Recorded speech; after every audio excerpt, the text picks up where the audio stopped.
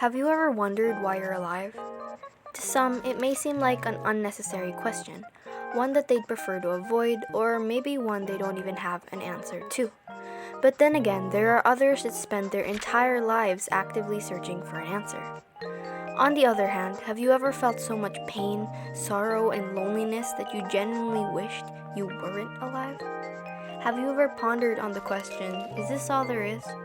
Perhaps you've wondered about the point of your seemingly insignificant life, or anything in between those lines.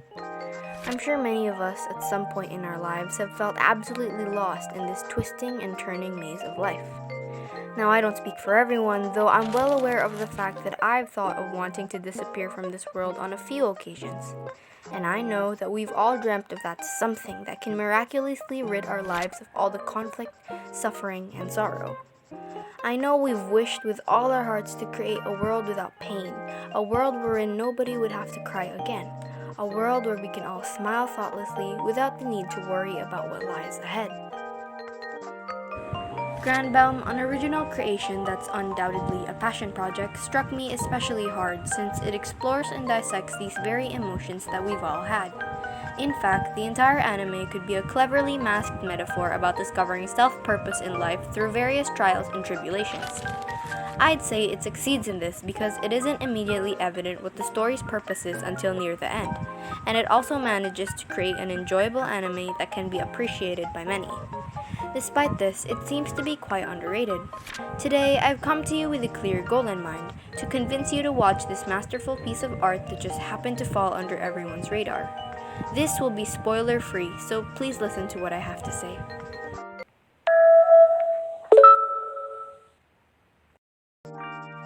First and foremost, if you're an enjoyer of the Fate franchise and their numerous Holy Grail wars, then I'm sure this show will pique your interest. As a big fan of the Fate franchise myself, I would know. Not only does it share the same Battle Royale-esque action, but it also shares similar moral conflicts and stars rich and fully fleshed out characters. If you don't believe me, the synopsis of the show according to my anime list is as follows. Long ago, magic was abundant and enriched the lives of all people until its usage in war. To end the chaos, 7 of the most powerful mages gave up their lives in order to seal all magic. Now, almost 1,000 years later, their magic seal Magia Conatus hosts Granbelm, a monthly series of battles meant to determine who among its participants is worthy of the title of Princeps, the one true mage. Furthermore, similar to the Servants of Fate, the mages in Granbelm use huge mechs, dubbed as Armanox, to fight against each other. Moreover, the show can also be seen as Madoka with mechs, Yuki Yuna with mechs, or just magical girls, but make it mecha. On another note, it's also directed by Watanabe Masaharu. I don't know much about him other than the fact that he directed a few episodes in Naruto, Wakaba Girl, and this little show called Re:Zero. I mean, you can probably tell, like one of the MCs is literally Emilia, but German. She's actually Japanese, but she lived in Germany for a while, so just go along with it for the joke's sake.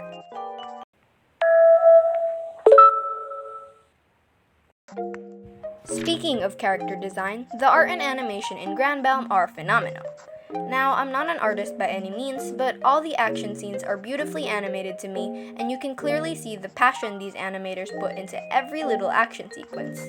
Also, I'm not a big mecha fan, so I'm not sure of how much of a big deal this is, but yes, all the mechs are in 2D. Speaking of the mechs, they're all designed in unique ways, and somehow they all represent the mages manning them quite well. For the design of the mages themselves, well, they can all pass off as Re:Zero characters, so take that as you will. Jokes aside, the expressions of all the characters are exceptionally made, and you can clearly see the emotion of each of the girls in every scene. So yes, I'd say Granbelm does great in that category as well.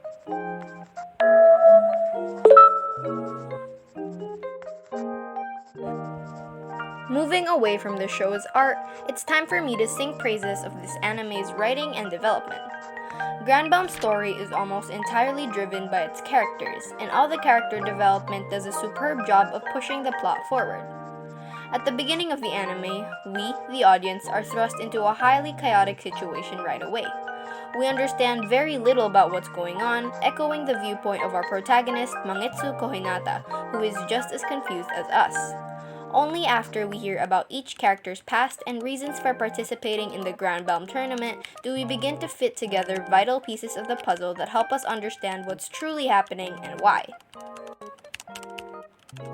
Doing so in any story is quite challenging, but Granbelm absolutely excels at tying each of the characters' stories into a beautifully presented package of an overarching plot that will simultaneously blow your mind and shatter your heart into bits and pieces. All 7 girls competing in Granbelm are fighting to become the one true mage as they have a goal in mind. Something so important and valuable to them that they'll go to any length to achieve it. Whether they're wishing for a miracle, fighting to fulfill what they believe is their own purpose, proving their own self-worth, or simply fighting to find their own purpose, what matters most is how much unwavering conviction they can invest in their aspirations. This moral conflict is at the heart of Granbelm's premise. How far are you willing to go? Are your ambitions great enough to the point where you're willing to ruin the dreams of others in order to acquire them? Is it selfish to annihilate everything and everyone in your path in order to discover your own purpose, your own reason for living?